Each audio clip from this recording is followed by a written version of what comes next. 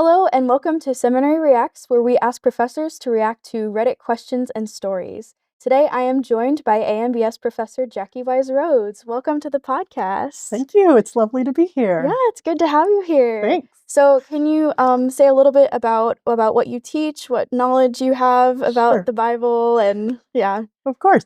I teach Hebrew Bible here at AMBS. Hebrew Bible is an ecumenical name for what Christians often call the Old Testament. And my areas of specialization include Second Temple, non-canonical Jewish literature, portrayals of the natural world in biblical and extra-biblical texts. I'm also interested in the book of Numbers, and I'm currently writing a commentary on it. Awesome, awesome. And before we get into looking at these different Reddit posts, what is your experience with Reddit? I love that you're asking me this. I have the Reddit app on my phone. I have limited experience.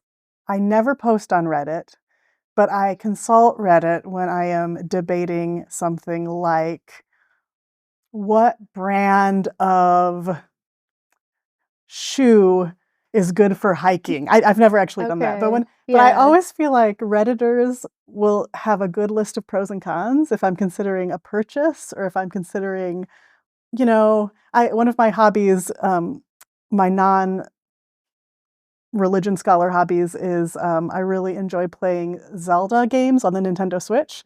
And so sometimes I consult Reddit when when I want to see how people are approaching a certain, scene in my Zelda game. So I just think that Cool. Redditors have opinions about things that are helpful and they're very Mhm. passionate about them. And so I'm sort of a lurker on Reddit that like just wants to benefit from everyone else's generous knowledge. And so maybe someday Yeah. I will actually post on Reddit and share some of my knowledge, but to this point I haven't. Cool, Yeah. cool.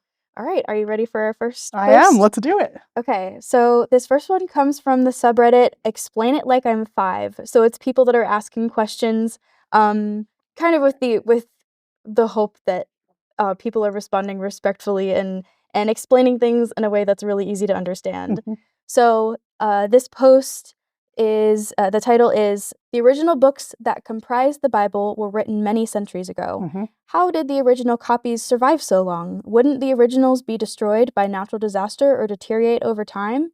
How did the original copies survive from the elements long enough for copies to be made? Google is falling short of giving me a good answer. Fantastic question.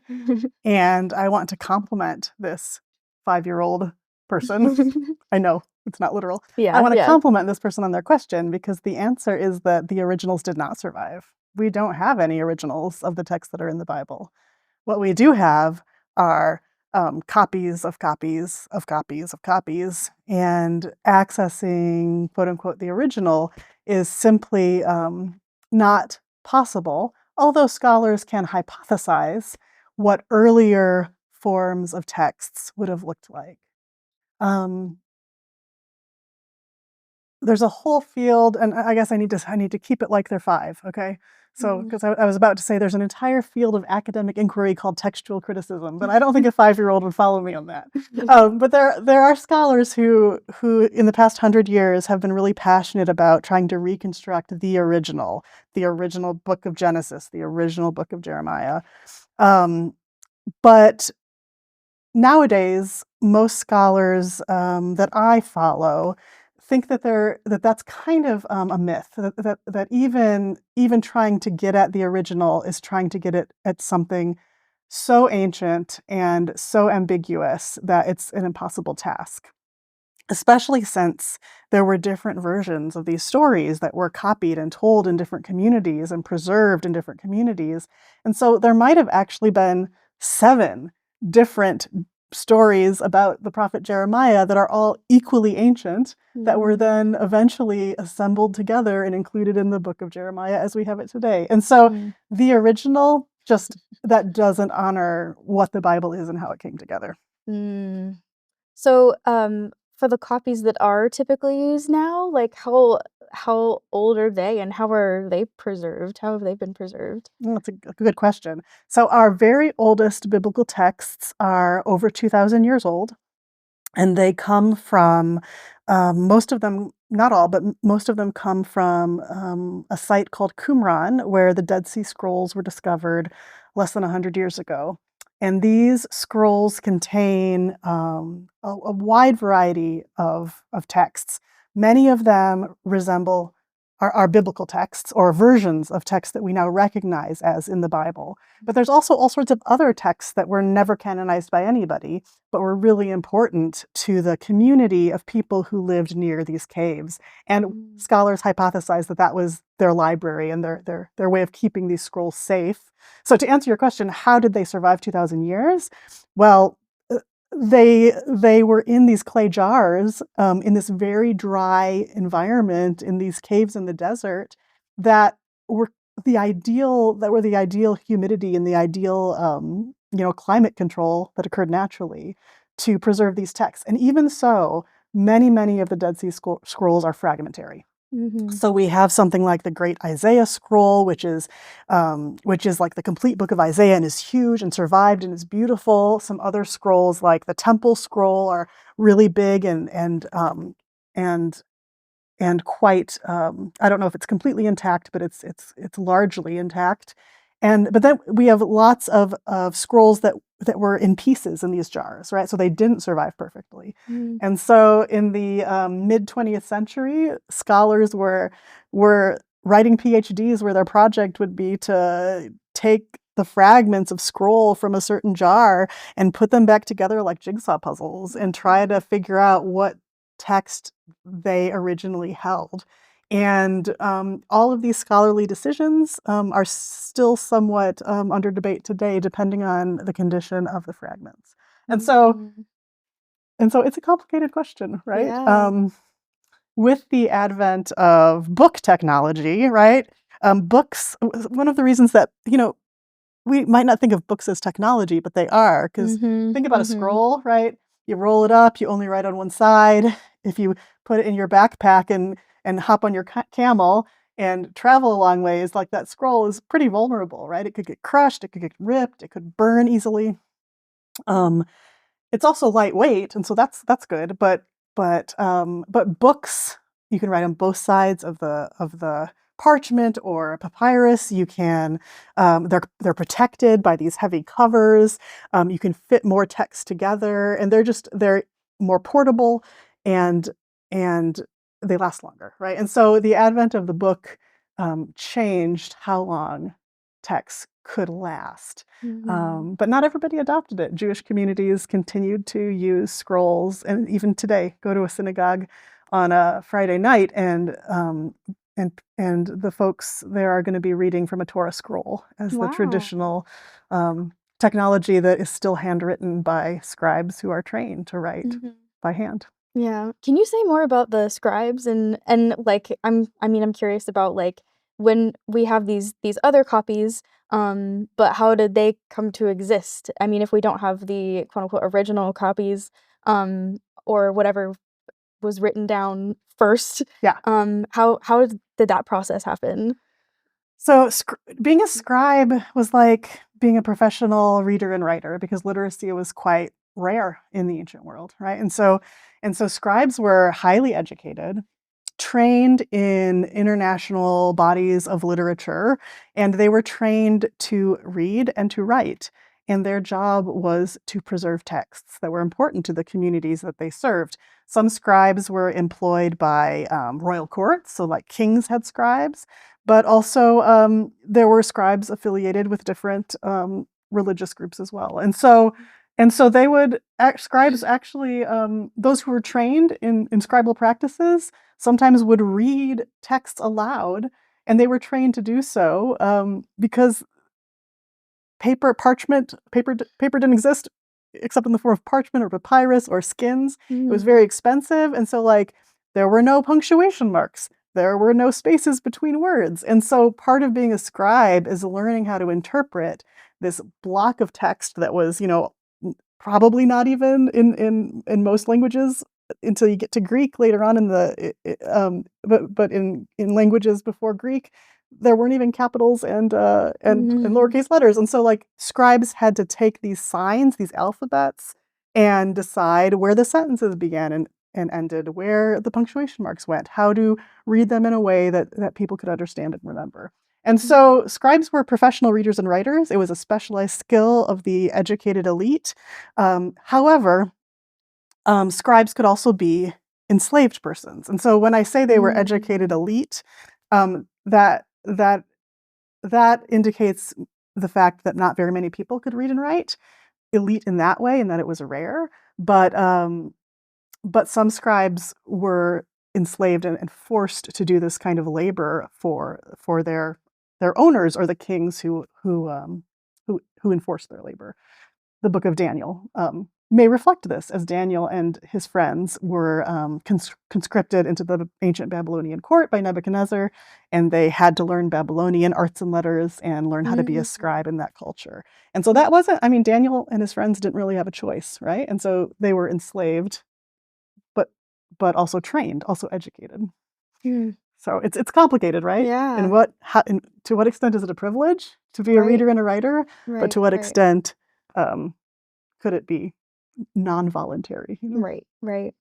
And I think it's interesting what you said about how books are like a form of technology. I mean, I think like what you said about all that scribes would have to go through with copying the text, and also just like what the texts were written on, and the fact that the way that information was communicated and written down and everything was so different than how we see it today. Because like, I mean, I feel like every celebrity has a book now because they can write it and distribute it. Yeah. And I mean, like, it's just, and if you want to find a Bible, like, it's so easy to do that. Right. But that's so different than the original context that we're using these texts and copying them. And in fact, the idea of a Bible didn't exist 2,000 years ago. Right. Like there wasn't the collection of scriptures that Christians, Jews, other religious traditions that have like a specific set canon, which is, Muslims, name the religious tradition. Many of them have a specific set canon that you can't just willy-nilly add another book to, right? Because you like it.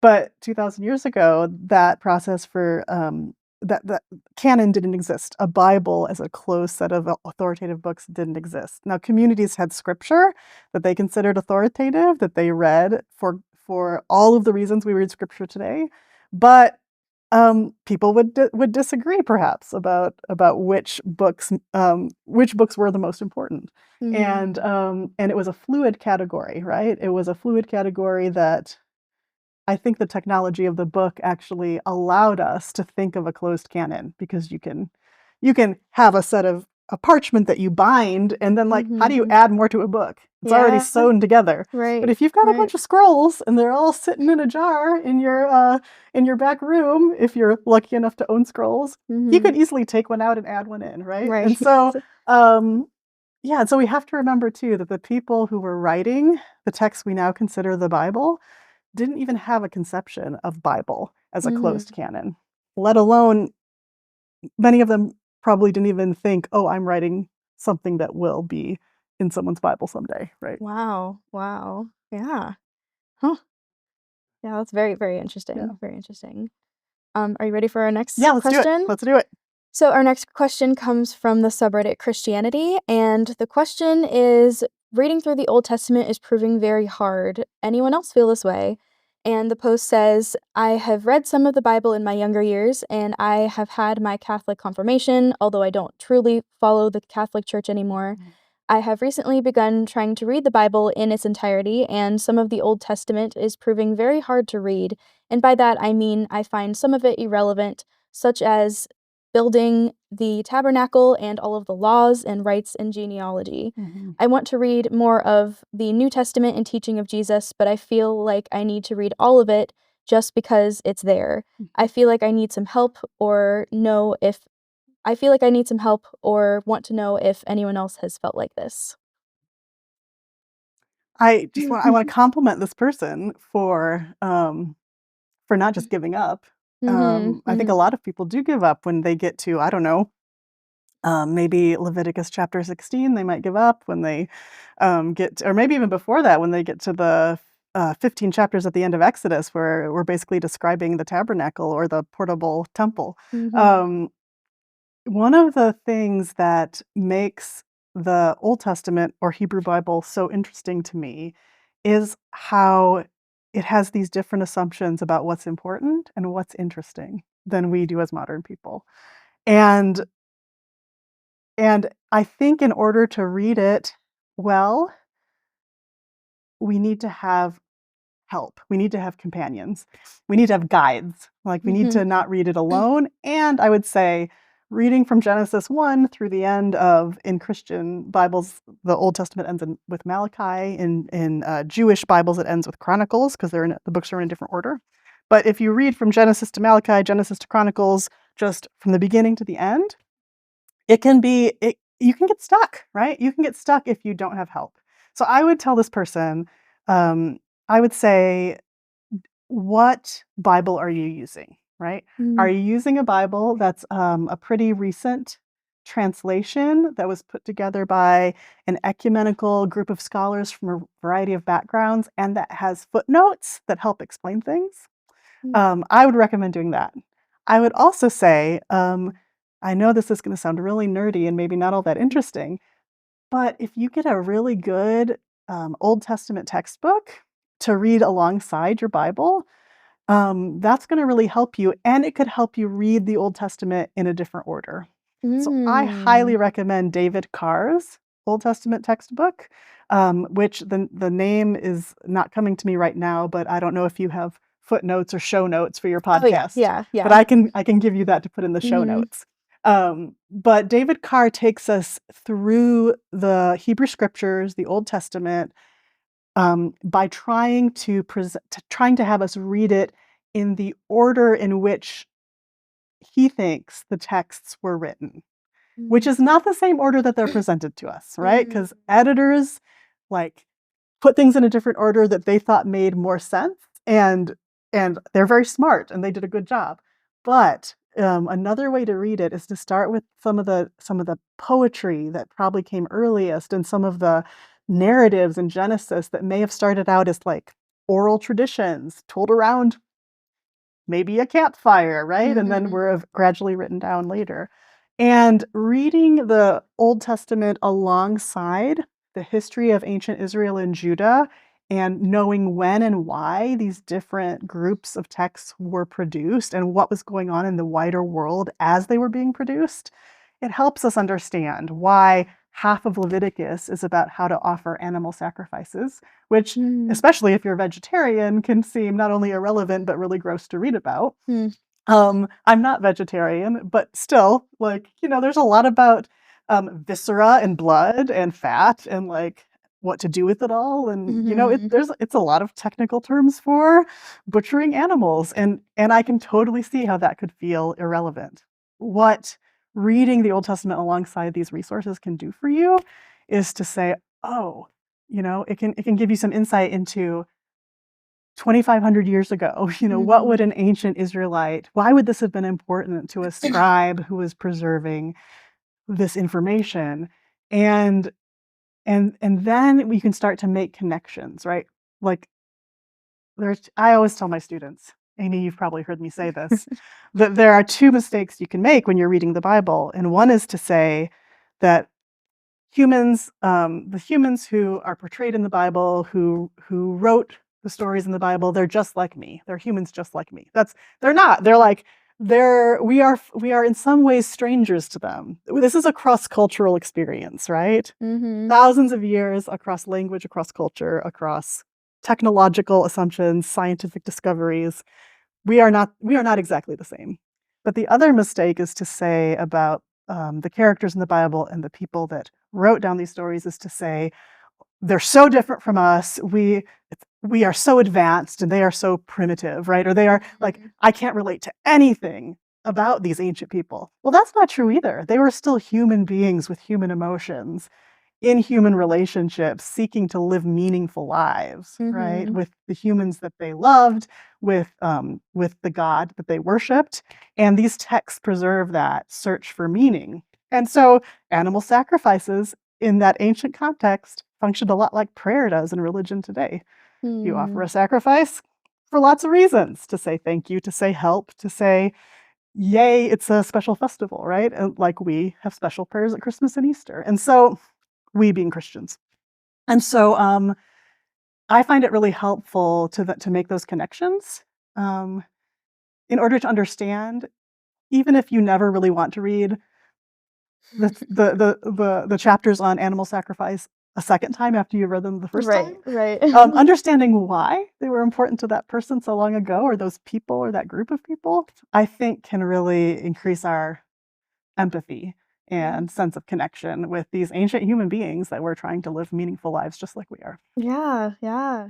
And I think, like, in my time in taking classes and in studying the Bible, recognizing the humans that are Mhm. talked about in this text, it's just been so interesting because, like, what you said about how, yeah, these are humans that are dealing with very human problems, and I think, like, in reading the biblical text and having that alongside learning about the historical context and about that culture, um, it gives a lot of appreciation for them because Mhm. I think, like, it helps to understand, like, "Oh, this is the context where they're living," and that kind of almost, in some ways, kind of helps to say like, "Oh, well, a modern example of this would be something Yeah. like this," and it really helps in saying like, "Wow, humans have been trying to figure this out Yes. for forever. This is Uh-huh. not it's not, some of these issues are not new issues." Like, I know, like, in so much of Genesis and all these family dynamics and Right?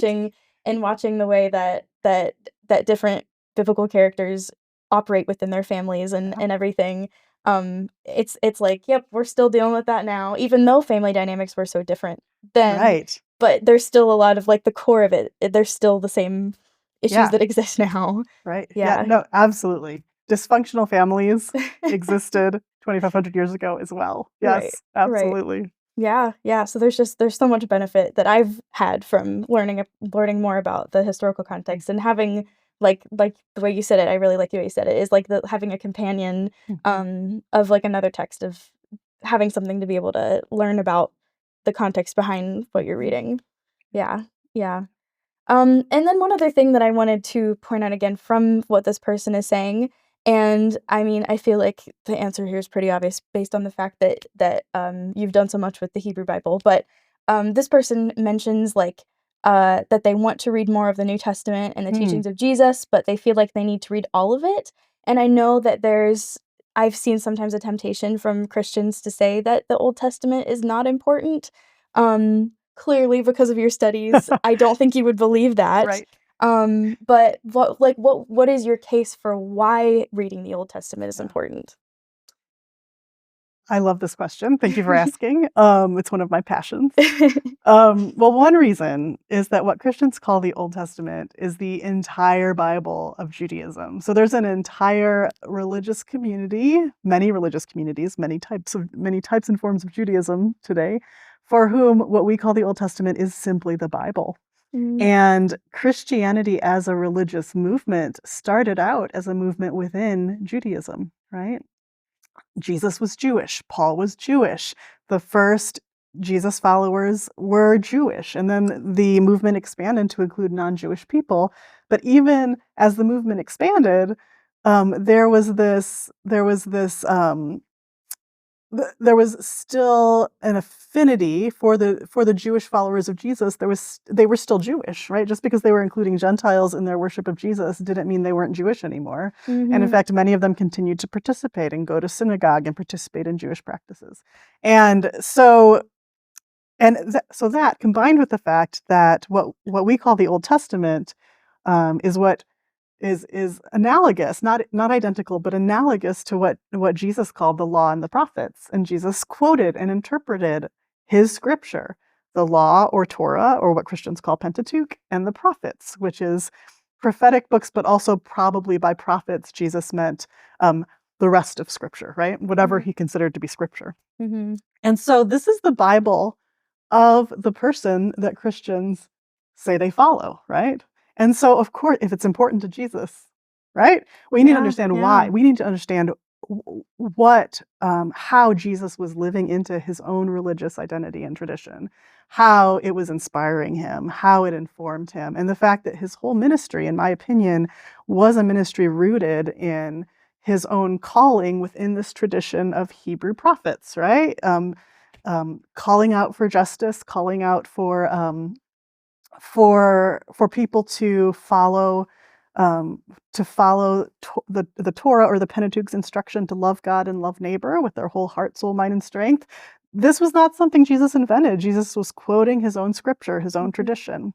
And so the things that are important to Christians within the New Testament, the teachings of Jesus especially, rooted right back into Jesus' scripture and tradition. So I think we cannot understand the New Testament at all without understanding the scriptures that it grew out of. I mean, all the writers of the New Testament were quoting the Old Testament in Greek because they were writing in Greek, so they were quoting the Greek translation of the Hebrew scriptures called the Septuagint. And so I think when I see those little Bibles that just have the New Testament and Psalms, I always feel sad. Like, I'm happy for people to have access to that New Testament and Psalms. It's not, but I always feel sad because I feel like it's a truncation. It's an impoverishment of what is actually there as a resource. Yes, there are difficult texts in the Old Testament. There are also difficult texts in the New Testament, and I think Christians tend to forget that, right? There isn't the violence that troubles us in the Old Testament. Also, violence also occurs in the New Testament. The New Testament is just much shorter and doesn't have as many examples because it doesn't have as many words or pages. And it doesn't depict battle and war the way the Old Testament does. And so there's like a difference in genre, difference in culture and time. But I think we need to read the Bible as a whole, read our two testaments in community with each other, rather than pitting one against the other and saying that because we have the new, we don't have to worry so much about the old. I would love for Christians to embrace the Old Testament as an opportunity rather than a problem to solve. So that's something that I'm passionate about. Yeah. And I think like being able to interpret in community and have maybe some other sources to help interpret. I know like again this person kind of said like well I just feel like I need to read all of it because it's there. Hopefully operating in a way of interpretation with others or with others' information can help with more of an appreciation rather than feeling like, oh, I have to do this because if it's important to Jesus, I guess I have to. Right. I guess it's supposed to be important to me too. But yeah, hopefully they're able to get some experience and be able to come to an appreciation of the Old Testament. Yeah. And appreciating the Old Testament doesn't mean you have to like every verse, right?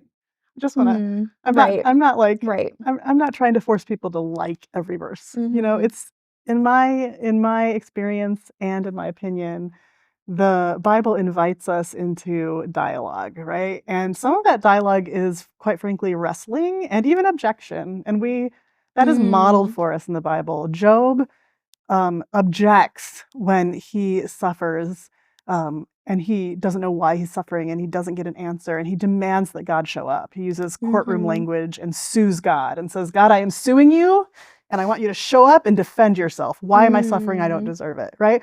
If biblical characters can be that assertive with God, I think we are also invited to be that assertive with our scripture and to say, why does it say this? I'm confused. This doesn't seem right to me. And that sort of honesty with God, with the scripture, I think is rewarded. Yeah.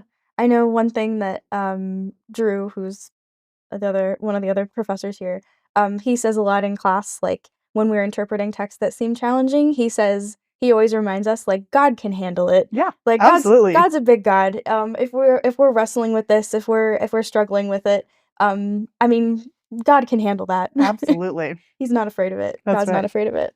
Yeah. Yep, I agree. Yeah. All right. Switching gears a little bit if you're ready for the next question. Yeah, absolutely. Here. Yeah. So this one comes from the subreddit Christian, and the question is, how influential was Second Temple literature actually?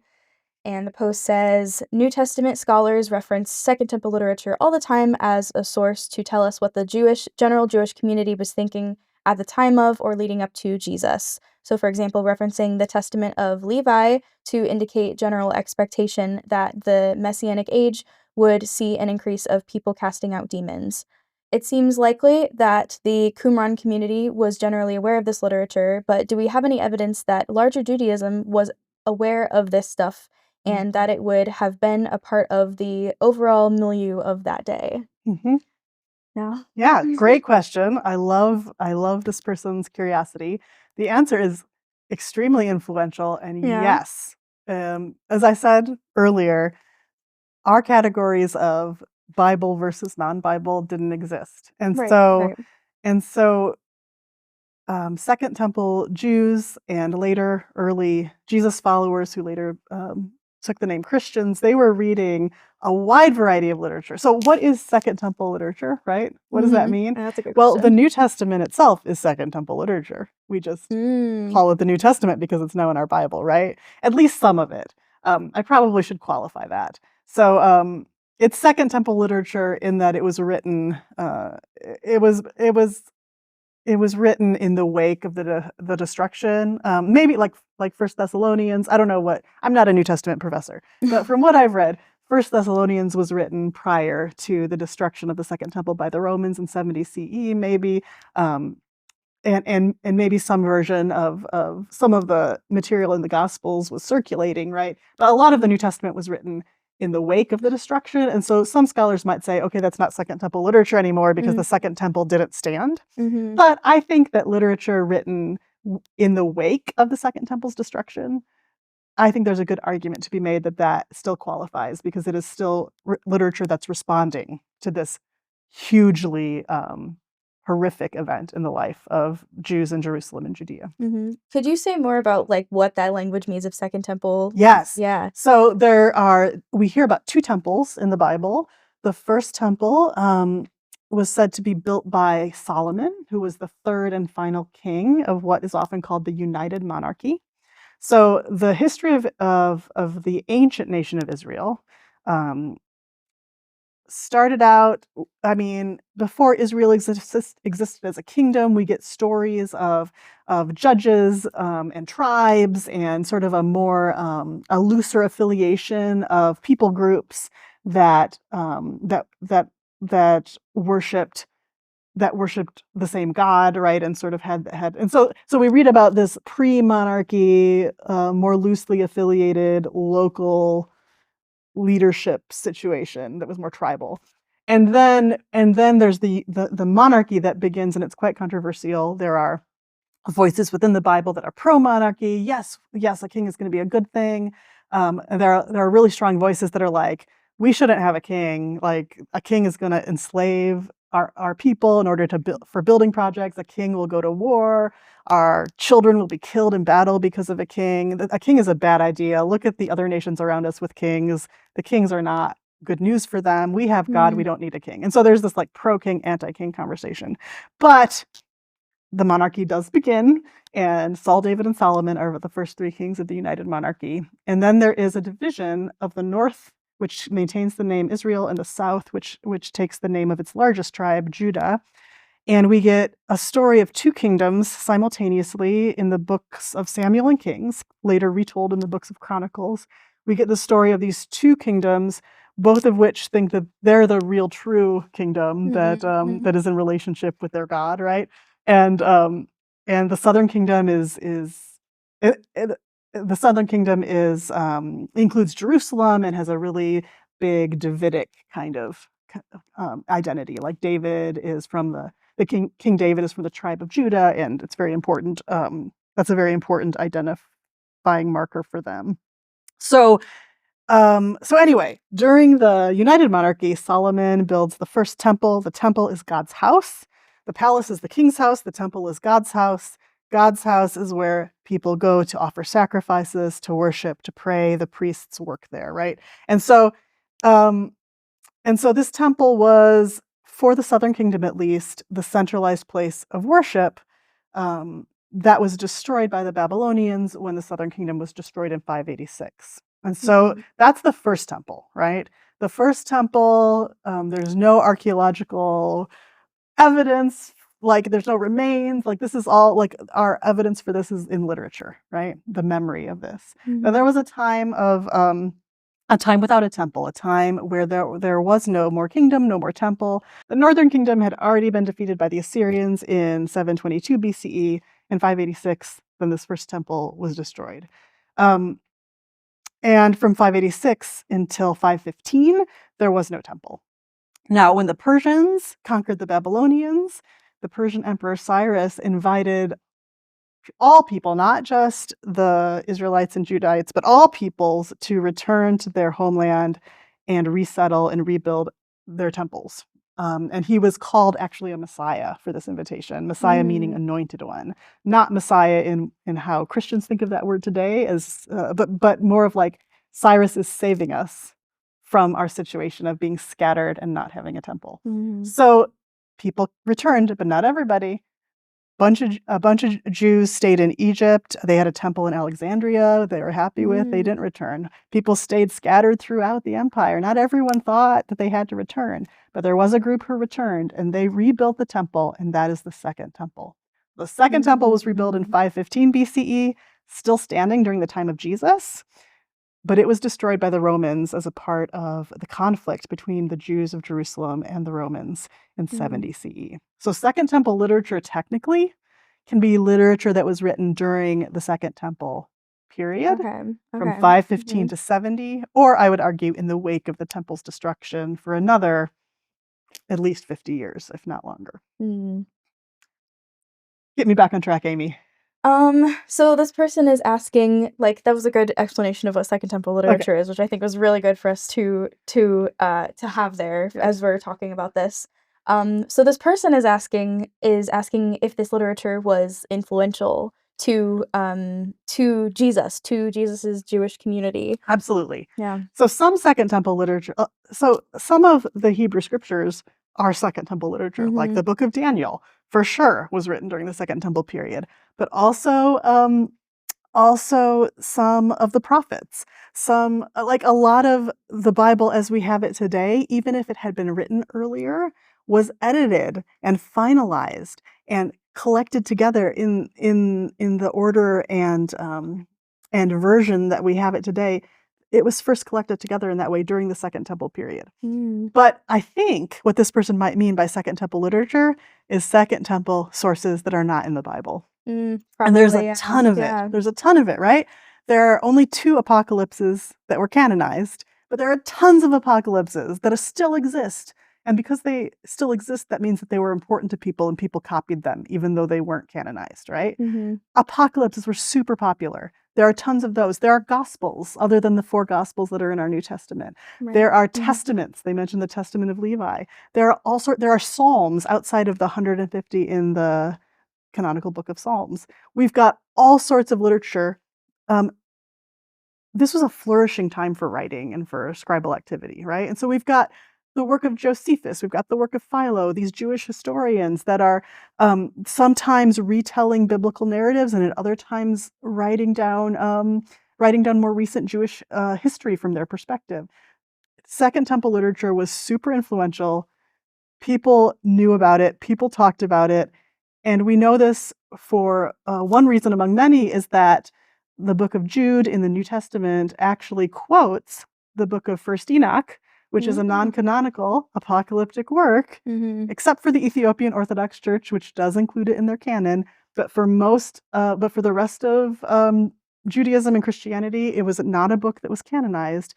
But a book that was canonized quotes from this non-canonical book, right? So the writers of the Bible were reading more than what is now in the Bible. And so absolutely this was influential. Yeah. I often say to people, I mean, think about all of the influences on your view of, if you're religious, think about the influences on your view of God and where they come from. Many of them probably come from church or the Bible or a religious community or your family. But think about all of the books that are spiritual that you've read in your life that are not the Bible and ones that have resonated with you. Think about poetry you've read that reflects on sort of the cosmos and your place in it, right? In the same way, this wider body of literature was common knowledge. Now, by common knowledge, I don't mean that everybody knew every single thing, every single work that was out there. Different communities had different books that were important to them. So my answer is yes, super important. New Testament scholars are correct in what they are saying, in my opinion. So if you were to, given how influential it was, if you were to recommend, if someone said, "I'm interested in reading some Second Ooh, Temple yeah. literature," what would you recommend for them to start with? 100% First Enoch, I figured you would say that, but yeah. especially the Book of the Watchers. So the Book Yeah, of the yeah. Watchers is as you know, because you've had Mhm. class with me. Yes, I took an entire class with you that was just talking about Second Temple You literature, did. so So yeah. you know this. Yep, yep. So if you want to add, Amy, something that you think they should read, you are qualified to do so. That, yeah. The Book of the Watchers is the first booklet within First Enoch, what scholars call First Enoch, which is 5 books that are put into one that all have different origins, and some of them are older than others. The Book of the Watchers is one of the oldest of the books. It probably emerged in about the 3rd century BCE, or 300 years before the turn of the era, the birth of Christ, however you want to however you want to put that. Mhm, And the Book of the Watchers gives us a really interesting view into a different way to answer some really important questions. Like mhm, if you read the book of Genesis and you ask the question, where did evil come from?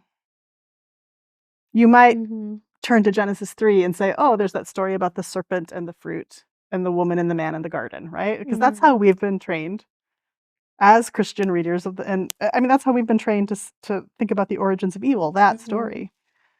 But the book of Enoch, it gives a different answer to that question. And it yeah, takes this little fragment in Genesis 6 about divine beings or angels descending to earth, marrying human women, and having heroic children. mhm, It takes that little fragment just before the story of the global flood, and it expands it into 36 chapters, and it basically blames heavenly beings for introducing evil into the mhm, world. Now, humans were either willing or unwilling participants in this scheme. I'm not sure the human women that they married are necessarily depicted as having agency in that choice. But there were humans that were like, yes, teach me the technology of warfare. Teach me the mhm, technology of all this like secret heavenly knowledge that you're not supposed to share with me. Share that with me. And so humans participated, but it was the angels that made the decision to leave the heavens when they weren't supposed to, mhm, and to try to have human families, which they're not supposed to. They're angels. They don't need children. They live forever. Why do they need children? mhm, Right? And and this is what leads to the necessity of the global flood, because they've ruined the earth. It becomes completely like their children become monsters and giants and cannibals, and they like devour plants and animals and one another. And the earth is basically completely ruined, and God has to start over. And it's the angels' fault, right? mhm. Whereas in Genesis, humans are blamed for corrupting the earth with their violence. So, how would that change you as a human Yeah, if yeah, the story that you learned about where evil came from didn't wasn't only humans' fault, but it was mhm, bigger than that, right? yeah, That I think is super interesting because this was an influential book, that was even quoted in the New Testament, so people knew about it, mhm, um, and they also knew about the story of the man and the woman and the snake and the apple. So what does it right, mean that both of these stories were available to them? But mhm, today, we've sort of lost the story of Enoch. So I would say right, start with the Book right. of the Watchers. That's my advice. I really like that, and I remember having those conversations in class about, like, if your perception of why evil exists and how it came to be is very different, like, how does that I mean, we talked about how it would make so many things different. Mhm, It would really change the way we think about, like, how we respond to evil now. mhm. So, yes, I would also recommend that.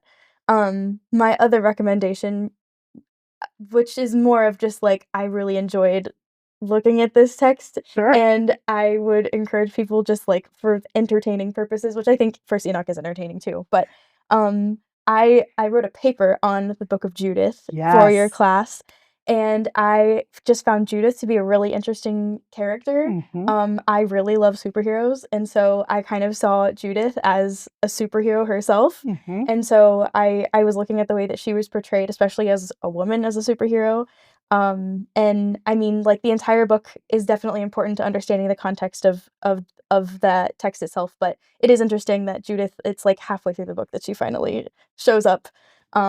But yeah, that would be my recommendation Yeah, if you want like a thriller absolutely.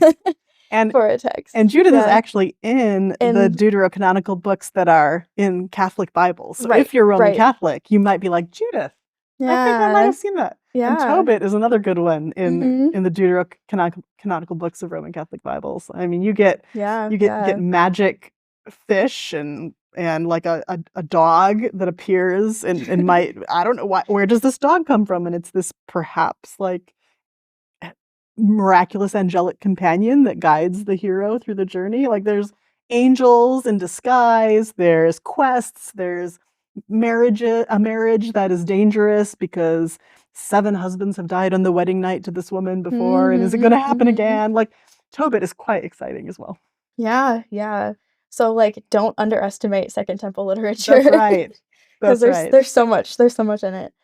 Um, yeah, yeah, it's very entertaining. What we got to read for class, like, I wish that everyone was encouraged to be reading Second Temple literature for sure. Yeah. Absolutely. There's a dragon in the Greek version of Daniel, so Yeah, like yeah, check that yeah. out. Ready for the next one? Yes. All right. This is going to be our final question. This one is coming from the subreddit Christianity, and the title of this one is Psalms. Does anyone understand Psalms? And the post says, "Hi, I'm reading the Bible through 100% for the first time in my independent study, and I'm surprised, but Psalms are really losing me. I understand these passages that David are I understand these are passages that David wrote, but I feel like I'm missing something. They seem to be from the views of a person going from one extreme to another. First, he praises God, then is mad at God, then praises, then asks for mercy, and on and on and on. And I'm just confused to what is going on here. Also, what exactly is a psalm? Is it poetry or meant to be put to music? The psalms that I'm finding are very general and aren't really a story, but just confessions and accusations. Mhm. Am I missing the point? What is your understanding of Psalms, and what are your thoughts?"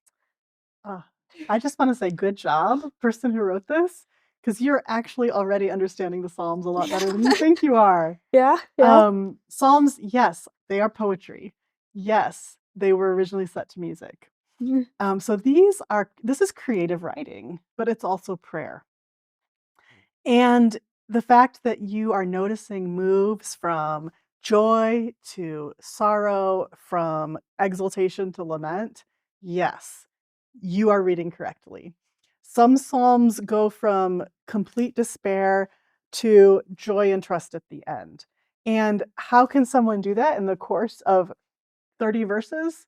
Well, the answer is that this psalm probably was not written in the midst of the crisis, but probably written later in a moment of reflection, right? When a person had moved through this crisis and was sort of letting you in on something that had occurred to them or their community, and they were interpreting it in this poetic way, right? But you're on Mhm. this whole journey with them. Some scholars think that these psalms were used liturgically, so in services of prayer and worship, and they were sung, and that maybe when there's some really, I don't know, you might feel like you're getting whiplash, moving from joy to sorrow or sorrow to joy, that those might have been moments when there was a pause, and the priest or the liturgist, like, did some ritual action, or there was something Mm. happening that actually would bridge that emotional gap that would make sense in its original context. That is kind of lost to us now that all we have are the words. Mhm. Um, I want to say a word about David too. I think that one thing that confuses people is the fact that so many of the Psalms are attributed to David. It says a Psalm of David. What does that mean, right? Mm. It's not the same as when Amy Marshall writes a paper for class and it says by Amy Marshall, which Mhm. means she wrote every word. And like, I know that she wrote this in the past month and she is the author.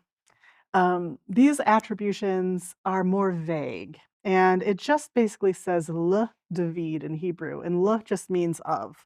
And so it could mean like a psalm inspired by stories about David, but not written by David. Mhm. It could mean this psalm reminds me of David. It could mean that there was a tradition that this song was written by David in a certain situation. And there are a few psalms that specify this psalm was written by David during this situation. And then we can actually go back to the books earlier in the Bible that tell the stories of David and find that story.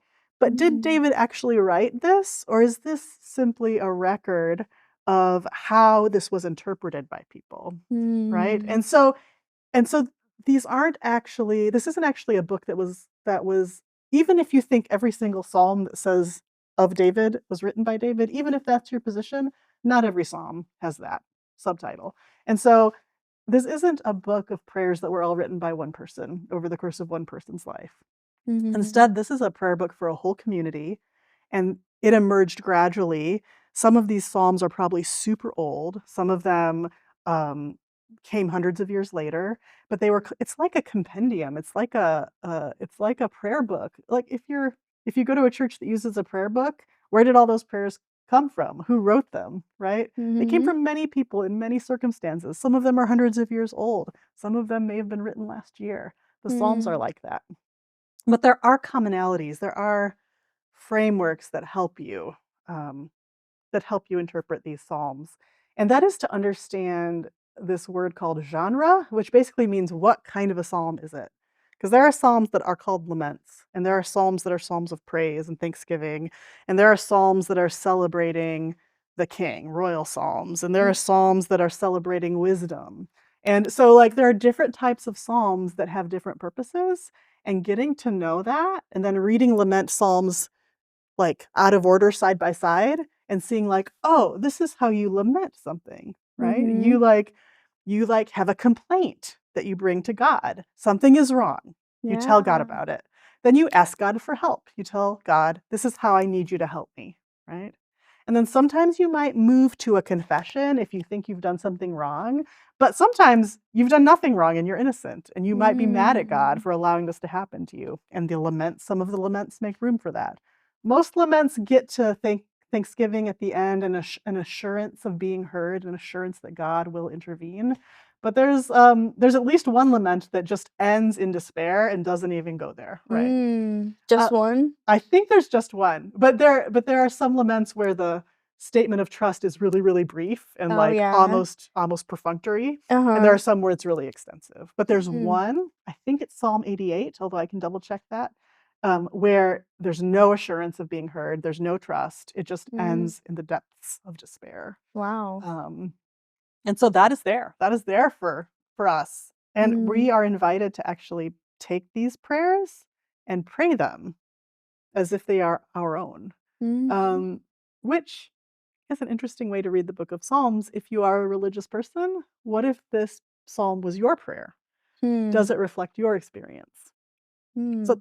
so I would say a collection of all of those things to this wonderful human who is reading the book of Psalms and asking some very intelligent questions about it. Yeah, yeah. Well, and I think it really like, this person's just trying to read through the Book of Psalms, like, straight through. I wonder if maybe there's a better way for them to be going Yeah, through it that you might sure. have an opinion on? Yeah. Yeah. I mean, each psalm, when I'll say this, when I teach the book of Psalms, I teach it in two ways. First, I have people read, so the book of Psalms has 5 booklets, right? And and many of them, and they are all organized in a certain way where sometimes the first psalm and the last psalm kind of echo each other. And so, first of all, I wouldn't sit down and try to read all 150. I would at the very least say, okay, I'm just going to read book 1. Now I'm just going to Mhm. read book 2. But even that is just one way of reading, and it's overwhelming. I have my students do it to try to understand this book as a whole and how it fits together as a collection. But then we move on, and during the rest of the semester, we focus on different types of psalms. Like one week, Mm. we will read 12 laments, and then we will really focus in on what these have in common. So this like requires you to do a little bit of research Mhm. and be like, okay, Mhm. which kinds of psalms are the same genre? And let's make a list, and then let's like maybe spend a week where every day you read one lament. And then you can kind of get a feel for laments. And then another week where every day you read a psalm of praise. And maybe there are, I don't know, half a dozen psalms that focus on wisdom. There are half a dozen psalms that focus on creation. So maybe by reading them in that way, they would feel a little more approachable and understandable. You could also just read one psalm a day for 150 days and just take each psalm as it comes and not try to read the whole book at once. Yeah, yeah. And I think it's interesting, like, there's this dynamic of, like, you can read it and kind of explore how the psalm is relating to your own experience and maybe the prayers that you have to God, but also I think, kind of like we talked about before, it's kind of seeing the humanity in the original writer and the way that this was used over time, and once again, going back to the idea that us as humans, we're battling the same things and feeling the same emotions and having the same thoughts towards God even in very vastly different contexts.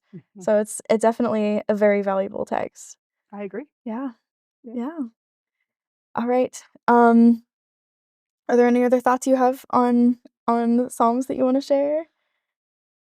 I guess I do remember the person saying, "What is a psalm anyway?" Yeah, Right? yeah. And that's an excellent question because it is a very Bible-y word, right? Mhm, So I think a psalm, I think it's a prayer, it's a mhm, poem, and it's a song. And that's how I would answer that question. It's all three of mhm. those things. Yeah, So I yeah. just wanted to say that to answer Mhm. that question more directly. Yeah, yeah, to say what is when we're Mhm. talking about Psalms, what exactly is that? Mhm. Yeah. Well, thank you for joining me here. I'm really glad that we had the chance to go through some of these questions. I think a lot of this information will be very valuable to a lot of people. Thank you. I think everyone needs to know about Second Temple literature. I So agree. I'm glad we covered that for a while. Good. I'm glad you talked about the Dead Sea Scrolls. That's also one of my favorite pieces of information about the Bible. So there's a lot of really good stuff that we covered here. So thank you very much for that. Thank you for inviting me. It was a pleasure. Yeah, thank you. And thank you for listening to Seminary Reacts. Please leave us a like, a positive review, and comment any questions or stories for us to react to. You can find Seminary Reacts on YouTube, Spotify, and Apple Podcasts. See you next time. Bye.